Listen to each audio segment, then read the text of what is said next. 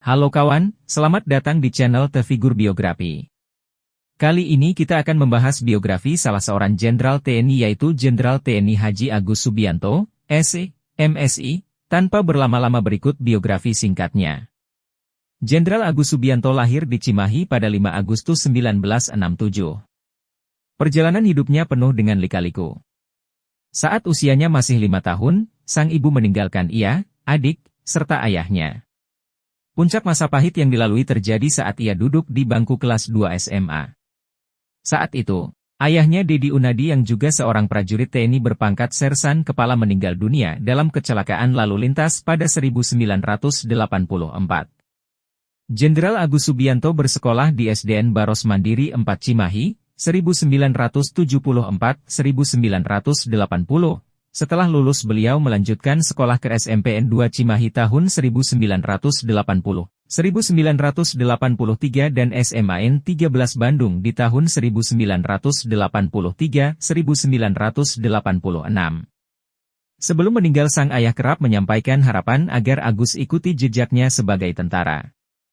Selepas SMA pada 1986, Agus Subianto mengikut tes di Sekolah Calon Bintara Kodam 3, Siliwangi. Hasilnya dia dinyatakan tidak lulus tapi direkomendasikan mengikuti sekolah calon perwira tanpa tes. Tak paham maksudnya, Agus justru memutuskan melamar sebagai Satuan Pengamanan Mal Internusa di Bogor, namun ditolak. Pada 1988 Agus Subianto mengikuti tes masuk Akabri.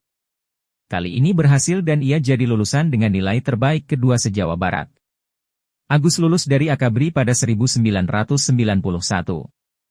Selama karir militer panjangnya, Jenderal Agus Subianto telah menjabat dalam berbagai posisi penting, yang mencakup kepemimpinan dalam berbagai satuan, termasuk Kopassus, Komando Pasukan Khusus, dan satuan-satuan lain yang berperan dalam menjaga kedaulatan negara.